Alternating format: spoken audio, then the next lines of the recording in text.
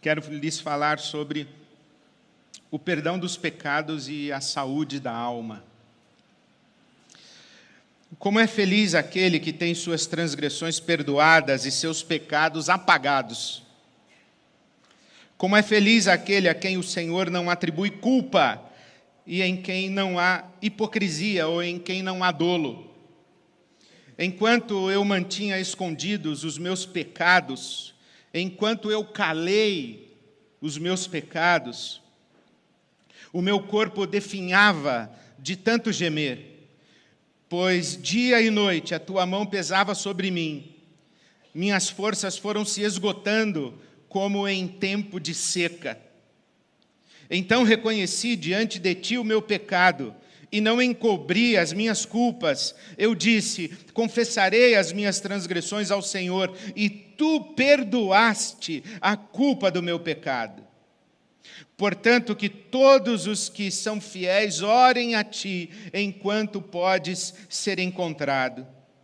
Quando as muitas águas se levantarem, elas não os atingirão. Tu és o meu abrigo, tu me preservarás das angústias e me cercarás de canções de livramento. Eu o instruirei e o ensinarei no caminho que você deve seguir. Eu o aconselharei e cuidarei de você. Não sejam como o cavalo ou o burro, que não têm entendimento, mas precisam ser controlados com freios e rédeas. Caso contrário, não obedecem. Muitas são as dores dos ímpios, mas a bondade do Senhor protege quem nele confia. Alegrem-se no Senhor e exultem, vocês que são justos. Cantem de alegria, todos vocês que são retos de coração. Amém. A tradição judaico-cristã é acusada de criar uma religião baseada na culpa. Temos, inclusive, essa expressão, né? A velha culpa judaico-cristã. Não está de todo equivocada esta acusação, porque, de fato, e digo do meu lugar de fala, que é a tradição cristã de origem reformada, da reforma protestante, baseada na afirmação categórica da justificação pela fé, do conceito de salvação como livramento da condenação e da danação eterna, do inferno. E, de fato, a nossa tradição evangélica parece que começa a ler a Bíblia a partir de Gênesis 3. É como se não tivesse Gênesis 1 e 2. Porque a primeira coisa que falamos a respeito do ser humano é que ele é pecador. Você é pecador. Você é pecadora. Nós temos uma mentalidade religiosa baseada em pecado e gestão e administração de pecado. Você é pecador. Quando, na verdade, a primeira coisa que a Bíblia Sagrada nos diz a respeito de nós é que fomos criados à imagem e semelhança de Deus. Mas nós começamos com um aspecto negativo do pecado. O pecado que gera uma indireta ou direta sugestão de condenação, de julgamento, condenação e punição. Então, nós lidamos, na nossa tradição religiosa, com a questão da culpa. E lidamos com a questão da culpa de um jeito muito ruim. De um jeito em que a culpa recebe uma condenação, como se devêssemos ou se pudéssemos viver sem culpa. Aqueles que criticam a culpa como uma experiência da nossa tradição religiosa, espiritual, judaico-cristã, na sua crítica estão sugerindo, olha, bom seria que ninguém sentisse culpa. Bom seria que ninguém tivesse culpa. Bom seria que ninguém fosse atormentado pela culpa. Entretanto, sem culpa não existe moral. Se, como seres humanos, não tivéssemos a capacidade, a sensibilidade espiritual para experimentarmos a culpa, nós seríamos reduzidos a bichos. Nós estaríamos privados do sagrado imperativo de responsabilidade moral sobre as nossas vidas. Nós não teríamos escolhas, nós seríamos biologicamente determinados, nós faríamos o que os bichos fazem. Bichos não têm culpa. O leão não fica culpado porque ele comeu alguém. Uma besta fera não fica culpada por dar uma patada em alguém. Não se experimenta culpa na violência do mundo dos bichos. Inclusive, questiona-se se aquilo é violência, ou se é o ciclo natural da vida. Mas entre nós, humanos, sim, justifica-se discutir violência, justifica-se discutir responsabilidade moral na qualidade das nossas relações. Inclusive, os estudiosos da saúde mental tendem a classificar pessoas que não têm a experiência da culpa, da vergonha, como sociopatas, psicopatas. Fazem o mal, mas não têm remorso, não têm culpa. Eles assistem o mal praticado, o mal, o mal pelo prazer da maldade, sem nenhum desequilíbrio na sua subjetividade moral. Então, a culpa é uma experiência necessária. E é uma experiência que nos constitui como seres humanos, porque uma vez que experimentamos a culpa, somos chamados a fazer perguntas a respeito da origem dessa culpa. O que foi que fizemos ou deixamos de fazer para que estejamos a nos sentir culpados? Somos, inclusive, chamados a refletir se essa culpa que sentimos é legítima, é verdadeira. Realmente existe uma correspondência entre um fato e aquilo que nos faz experimentar culpa?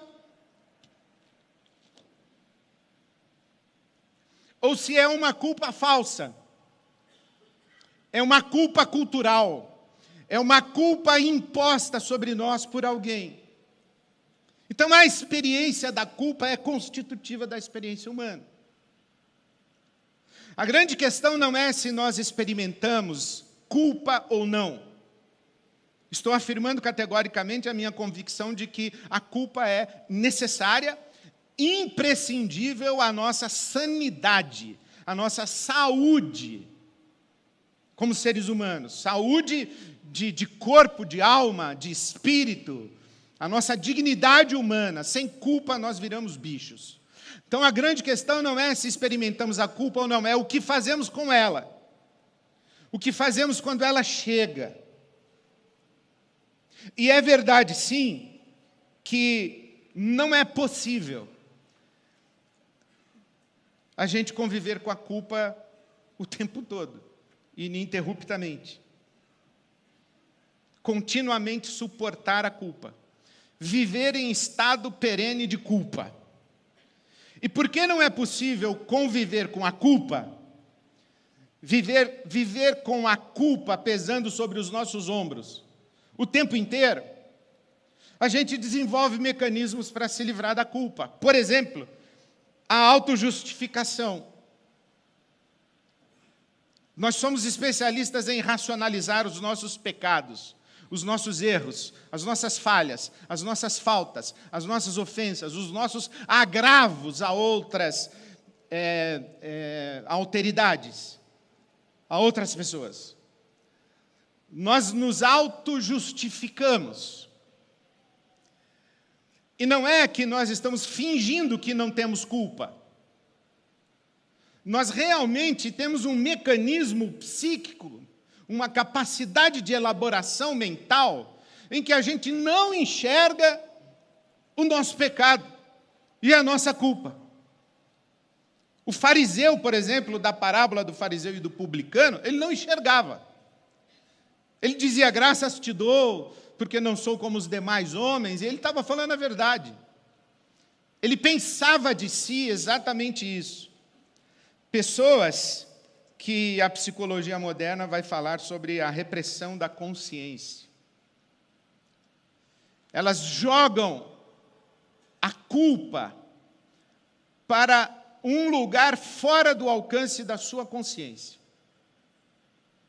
Então, elas não se sentem culpadas, mas elas não estão mentindo. Elas realmente acreditam isso a respeito de si. A segunda maneira como nós tentamos nos livrar da culpa, acredito eu, é desenvolvendo uma religião legalista, moralista e objetiva. O que quero dizer com isso? Regras muito claras de pode e não pode. Regras mensuráveis de pode e não pode. A saia pode até aqui. Domingo é dia de ir na igreja. 10% é o que você deve devolver a Deus do seu dinheiro. Não pode fumar, não pode beber, não pode fazer sexo fora do casamento. Não pode matar, não pode roubar e não pode mentir. Isso tudo é muito claro, definido, objetivamente mensurável. E as pessoas que vivem essa religião do pode e não pode, do legalismo moralista, elas acham que, cumprindo essas regras claras, elas não têm pecado e não têm culpa. Agora, você sabe que no Sermão do Monte, Jesus diz que as regras não são tão claras. Que não basta você não matar, a questão é se você odeia. Não basta você não cometer o adultério ou concretizar o adultério. A questão está na lascívia, na luxúria, inclusive do seu olhar e daquilo que habita o seu mundo interior, objetificando corpos e pessoas para o seu próprio prazer. Jesus joga a questão da culpa não para o gabarito dos mandamentos muito claros. Jesus joga a questão do pecado e da culpa para o nosso coração, a nossa interioridade, a nossa subjetividade.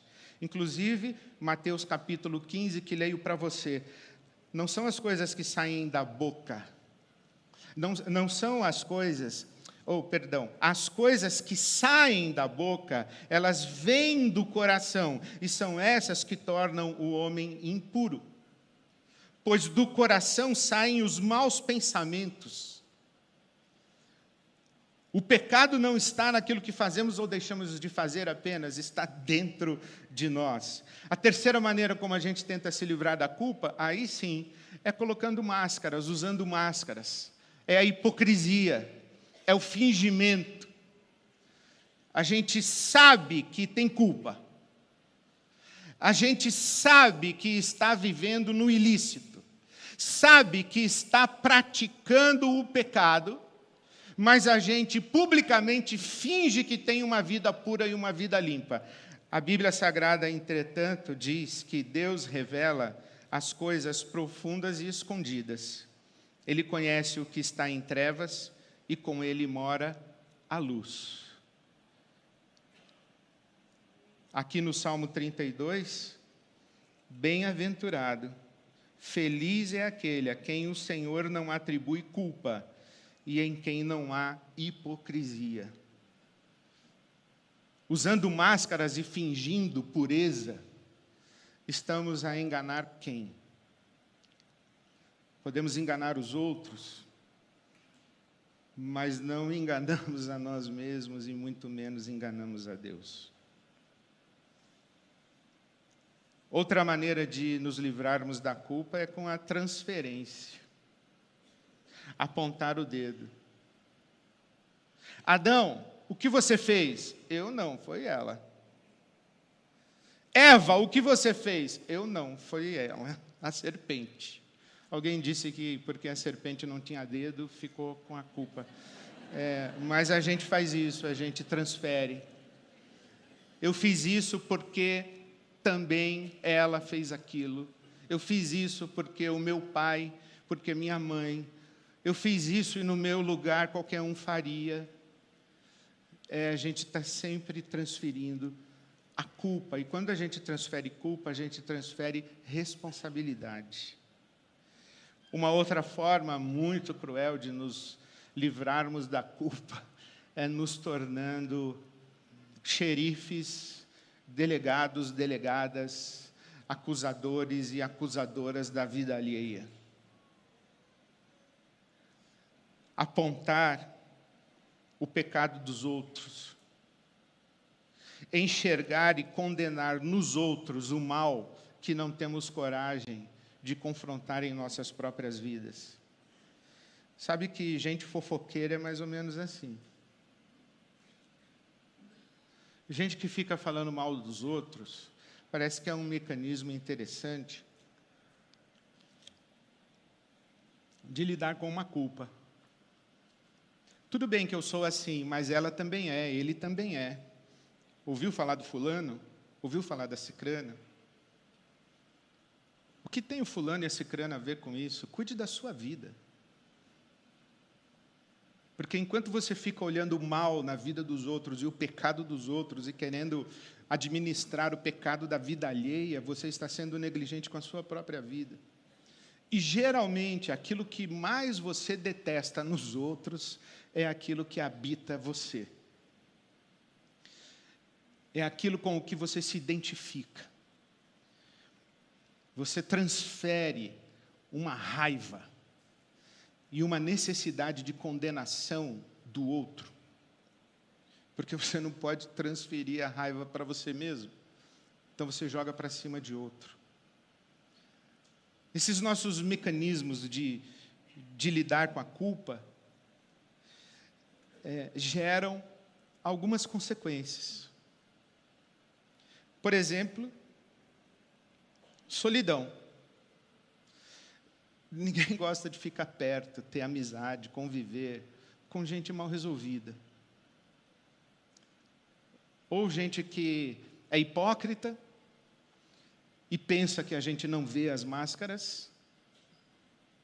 Ou gente que é perfeitinha, santarrona, beata. Ninguém suporta.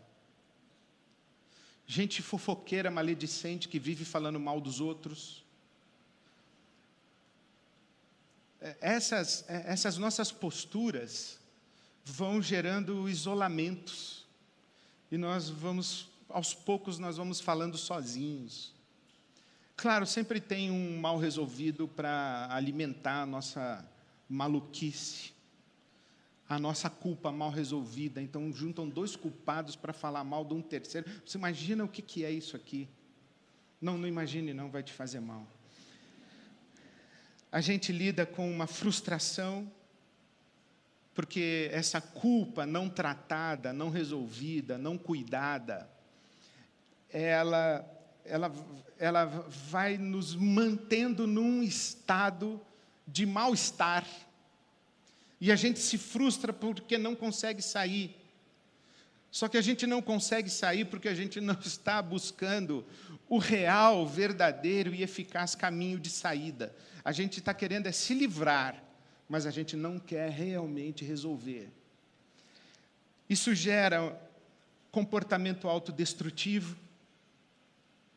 Quando eu me sinto culpado e eu não trato da minha culpa, quando eu carrego comigo uma consciência de pecado,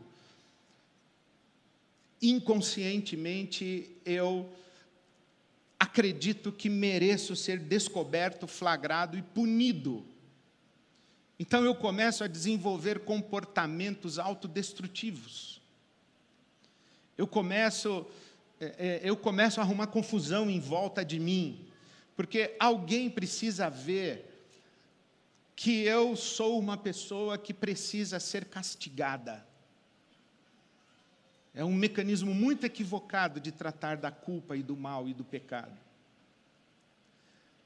gera também uma postura de revolta, né? Gente de mal com a vida, gente de mal consigo, gente mal resolvida na sua consciência, na sua interioridade, acaba se tornando violenta. Eu estou de mal e já não lembro nem direito qual é a causa do meu mal-estar. Já não lembro nem direito o que é que foi que me fez me sentir culpado. Mas eu estou de mal, e quando eu estou de mal comigo, com a vida, com o mundo, eu começo a agredir quem está em volta numa atitude de revolta. Mas a principal consequência de uma culpa mal cuidada está aí no versículo 3 do Salmo 32. Enquanto eu mantinha escondidos os meus pecados, enquanto eu calei o meu pecado, o meu corpo definhava de tanto gemer, pois dia e noite a tua mão pesava sobre mim, minhas forças foram se esgotando como em tempo de seca. A culpa não cuidada adoece o corpo. E aqui estou falando de doenças físicas mesmo. Problemas físicos. Os estudiosos falam de doenças psicossomáticas, que a causa não é um fator biológico, é um fator psíquico. A alma doente faz o corpo adoecer. E o nosso silêncio, a nossa recusa, primeiro em falar sobre, mas também a nossa recusa em confessar, admitir, assumir a responsa. E assumir que existe dentro de nós uma dimensão capaz da maldade. E o que eu queria fazer um parênteses com você, que é a diferença entre desculpas e perdão. Eu marquei de almoçar com você amanhã, às 13 horas, no shopping, aqui perto. Mas quando eu saí de casa, teve um acidente na avenida, e eu fiquei preso no carro. E quando eu fui ligar para você, eu percebi que havia deixado o meu celular em casa. Então eu não tive comunicação com você, não consegui chegar à hora e não consegui avisar você. Fiquei preso no engarrafamento. Então, quando eu encontrar você, eu vou apresentar as minhas desculpas. Eu não vim, eu falhei com você, e as razões são essas. Eu apresento minhas desculpas. Mas pode ser também que, quando eu estivesse saindo de casa para encontrar você, começou a passar uma reportagem sobre o Santos, o novo estádio do Santos. A reforma que vai ser feita, o Santos vai vir jogar no Pacaembu. A nova casa do Santos, a arena. E eu fiquei lá vendo. E a Silvia disse, já está na hora, ele já está lá te esperando. Eu falei, ele espera.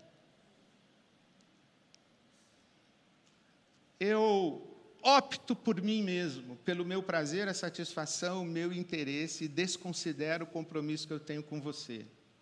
Então, eu não tenho desculpas para lhe apresentar. Aquilo que eu fiz porque eu quis. O desrespeito que eu pratiquei para com você tem apenas uma explicação: o meu egoísmo, a minha conveniência, a minha satisfação, a minha ordem de prioridades, e você não está nela. Sou eu mesmo. Então eu te peço perdão.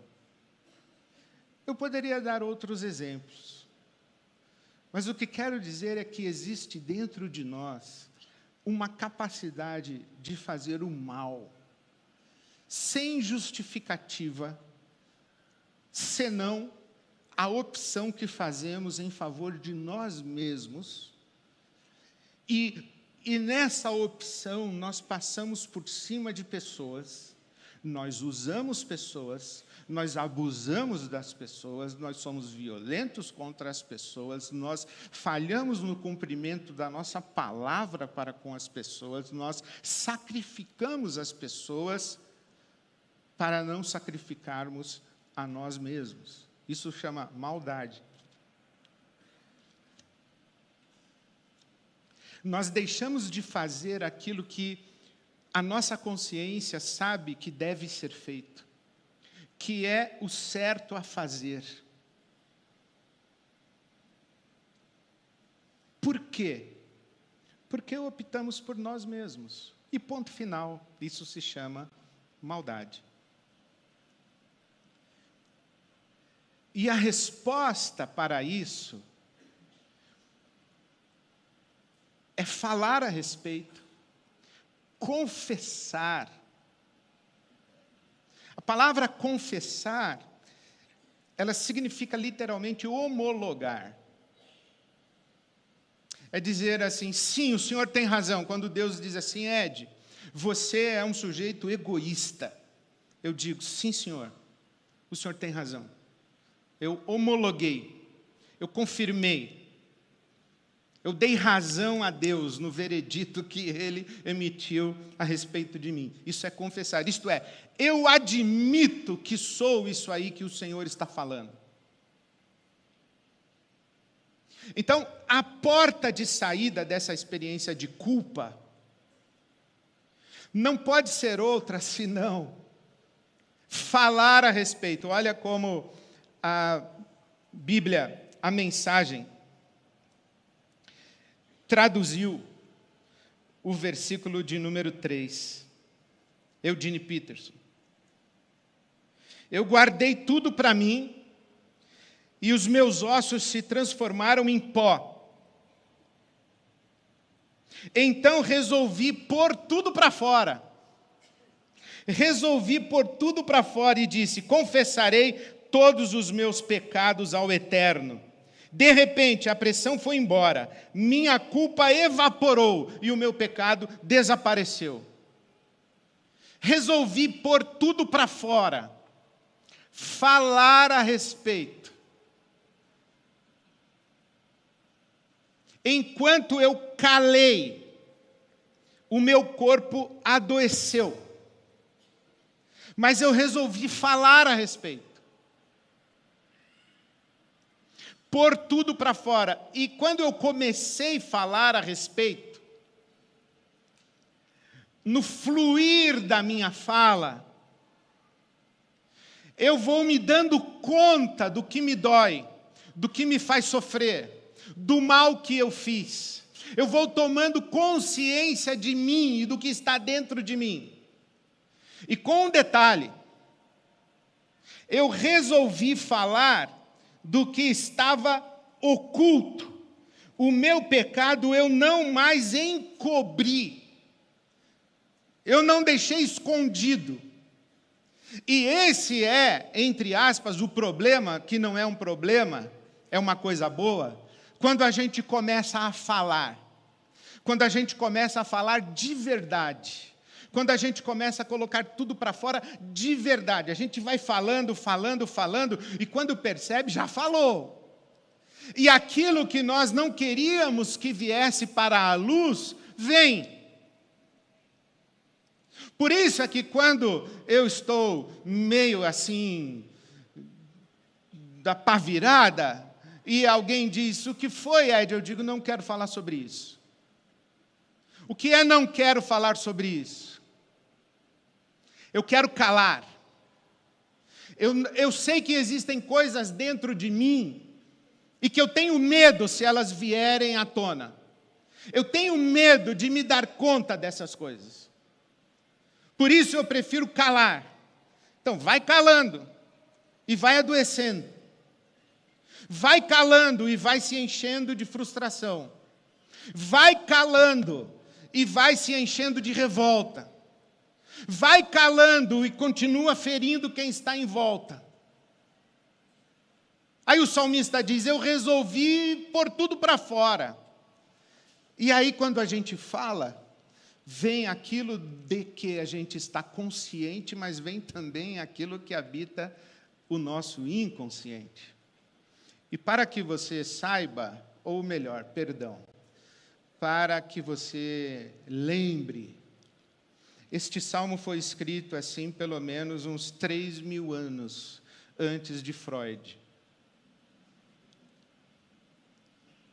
O que a psicanálise fala hoje, a Bíblia fala faz tempo. Fale. E ao falar, você se cura.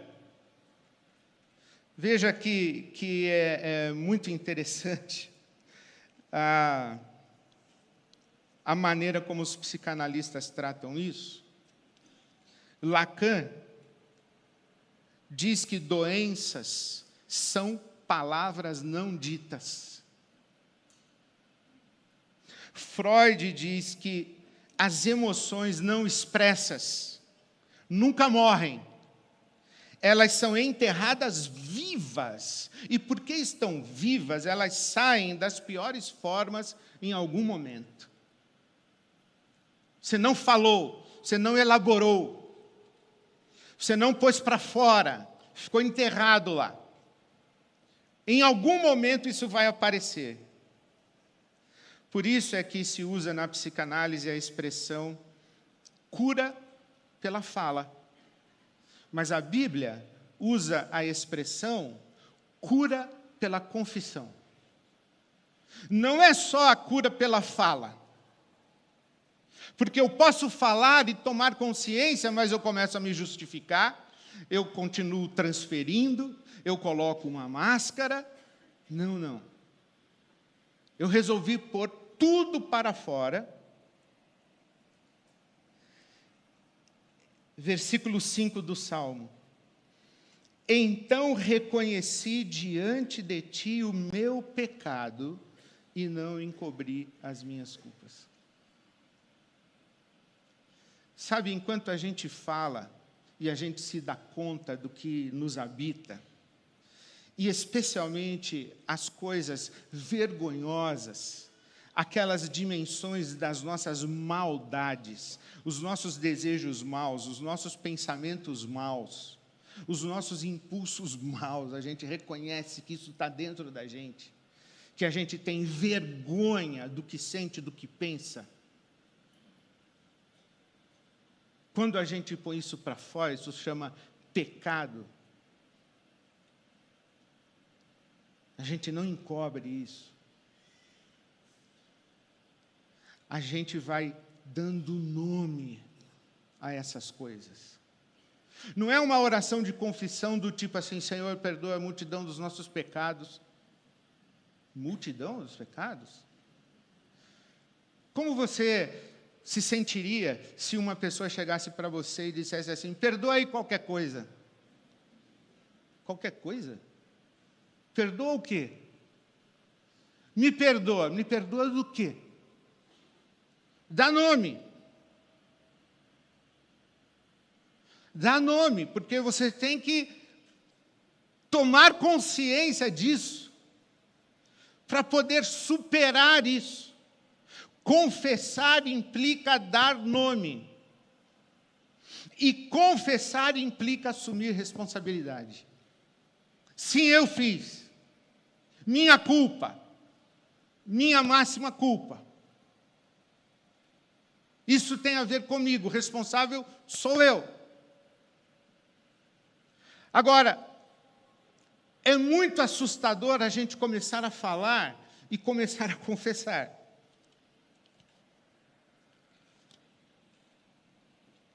Por isso, é muito importante que a gente tenha uma profunda convicção a respeito do Deus para quem a gente confessa e do Deus com quem a gente fala.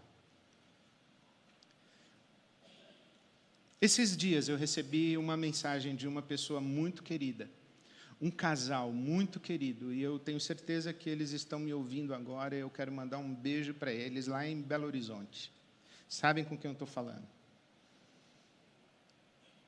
Esta irmã convive com uma enfermidade crônica, já há mais de 20 anos. E ela me pergunta: será que Deus está me punindo? E eu disse a ela: jamais. Deus não é sádico. Deus não é sádico para punir. Mas Deus é Pai amoroso o suficiente para deixar a mão no seu ombro. Eu não sei como que você lê essa expressão, a tua mão pesava sobre mim, versículo 4. A tua mão me castigava, o Senhor me açoitava, me punia, ficava jogando na minha cara o meu pecado o tempo inteiro, e eu de noite chorando, minhas lágrimas secando. Ou a tua mão pesava sobre mim porque repousava sobre o meu ombro. Porque me interpelava para uma conversa. Porque dizia para mim: eu estou aqui, fale comigo. Eu quero perdoar você. Eu quero que você passe por essa experiência libertadora, transformadora, terapêutica, de cura, de você colocar tudo para fora, admitir o seu mal e a sua maldade, o seu pecado, qualquer que seja ele. Porque isso é libertador, e eu não vou rejeitar você, não vou punir você, não vou castigar você, eu vou te perdoar. Olha o que diz o versículo 1: como é feliz aquele que tem suas transgressões perdoadas e seus pecados apagados. Olha como o Eugene Peterson traduziu na Bíblia a mensagem. Como é feliz aquele, como é afortunado aquele. O Eterno não tem nada contra você. Você tem ficha limpa com Deus. Ficha limpa. O nosso Deus é Deus perdoador. Se tu, soberano Senhor, registrasses os pecados, quem escaparia? Nas tuas mãos, contudo, está o perdão. Salmo 130. Quem é comparável a ti, ó Deus, que perdoas o pecado e esqueces a transgressão? Tu que não permaneces irado para sempre, mas tens prazer em mostrar amor. De novo terás compaixão de nós, pisarás as nossas maldades, atirarás todos os nossos pecados nas profundezas do mar. O nosso Deus é Deus que perdoa. Tomar posse do perdão de Deus, mas tem um caminho, né? Colocar tudo para fora, admitir, dar nome, confessar. Isso é uma experiência profunda de transformação de consciência. Não é uma experiência burocrática com Deus. Porque se a gente não passa pela transformação de consciência, a gente vai precisar de rédea e cabresto. E vai ficar vivendo no ciclo do pode, não pode, obedece, desobedece, me engana que eu gosto, hipócrita, culpa, frustração, porque não teve a experiência de transformação de consciência. O salmista aqui, ele disse para mim,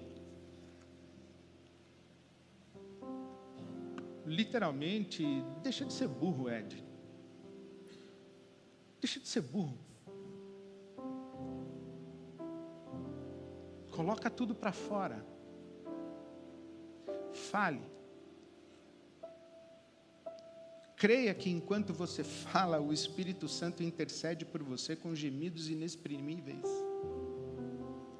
E vai trazer à sua consciência aquilo que te machuca, aquilo que está doendo, aquilo que deixa você viver assombrado, com essa sensação de que Deus vai te castigar a qualquer hora, ou que você merece mesmo ser castigado.